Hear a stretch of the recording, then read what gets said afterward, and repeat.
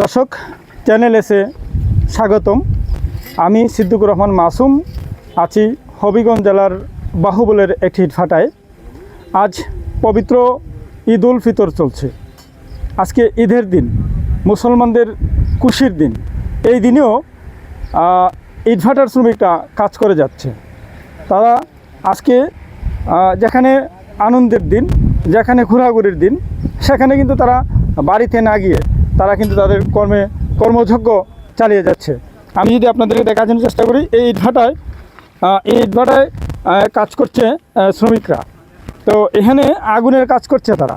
আমি একটু আগে কয়েকজনের সাথে কথা বলছিলাম, ওনারা জানিয়েছেন যে ওনারা বাড়িতে যান না, কারোর বাড়ি হলো শরীয়তপুর, কারো বাড়ি নেত্রকোনা। ওনারা বাড়িতে না গিয়ে এই যে আগুন দিয়ে যাচ্ছে, মানে আগুনের কাজ করছে, কয়লা ফুরিয়ে তারা আসলে ইট তৈরি করছে।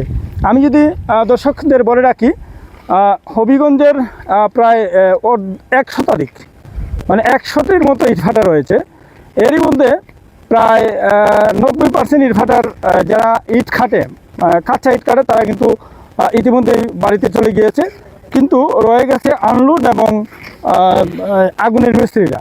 আমি সরাসরি চলে যাচ্ছি একজন আগুন মিস্ত্রির সাথে। আসলে ওনার অনুভূতি জানবো। এই পবিত্র ঈদের দিনেও তিনি কাজ করছেন, ওনার বাড়িতে যাচ্ছেন না। আঙ্কেল, আসসালামু আলাইকুম। কি নাম আপনার? আমার নাম নুরুল হক। নুরুল হক। আপনার গ্রামের বাড়ি কোথায়? গ্রামের বাড়ি জেলা শরীয়তপুর, গ্রামের বাড়ি গোসাহাট। গোসারহাট উপজেলার শরীয়তপুর জেলার বাসিন্দা আপনি। আজকে তো পবিত্র ঈদ উল ফিতর। ঈদ উল ফিতর হলে এটা তো আমাকে দায়িত্বের কাজ, এটা তো আমাকে করতে হবে। মানে আজকে যে আপনার সন্তান দেশের ছাড়াই যে আপনি ঈদ করছেন, কেমন লাগছে আপনার কাছে? খুব ভালোই লাগছে।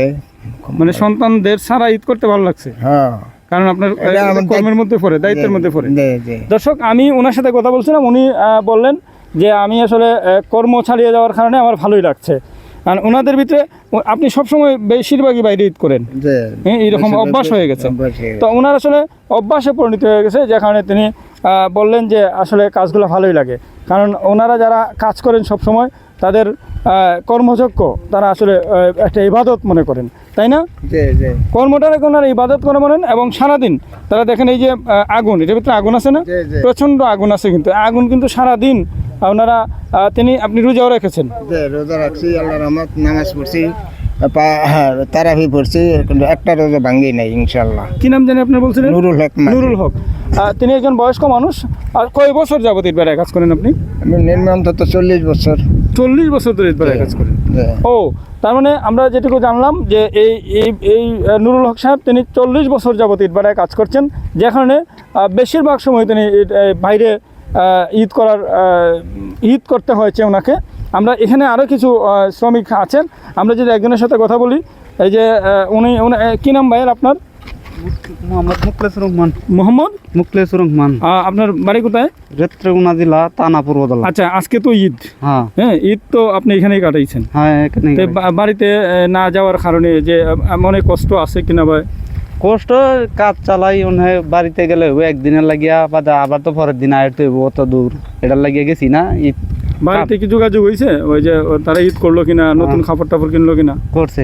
তো আপনারা ঈদের পারপাসে যে আজকে তো পাঞ্জাবি পরার কথা, আপনি তো একটা শার্ট, নতুন কোনো কাপড় কিনেন নাই? না, কিনছি না, ইট ভাড়া কিনছি না। কিন্তু ইট ভাড়া আছেন দিকে কিনেন নাই? বাড়িতে কি সবাই কিনেছে? হ্যাঁ, কিনছি। দর্শক, আমি যদি বলে রাখি, তোমার নাম কি?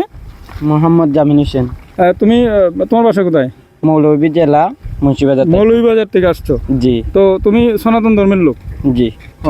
তো যাই হোক দর্শক, আমি যদি বলে রাখি, ইটভাটায় শুধু এই ইটভাটাই না, প্রতিটা ইটভাটাই কিন্তু এখন পর্যন্ত আগুন জ্বলছে। আমি যদি আশপাশে দু একটা ইটভাটা দেখানোর চেষ্টা করি, সবটি ইটভাটাই কিন্তু আগুন জ্বলছে।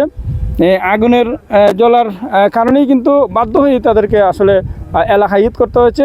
স্ত্রী সন্তানদের রেখে তারা আসলে ঈদ করছেন, এটা তাদের জন্য আসলে দুর্ভাগ্য। দর্শক, এই পর্যন্তই ছিল আমার কাছে সংবাদ।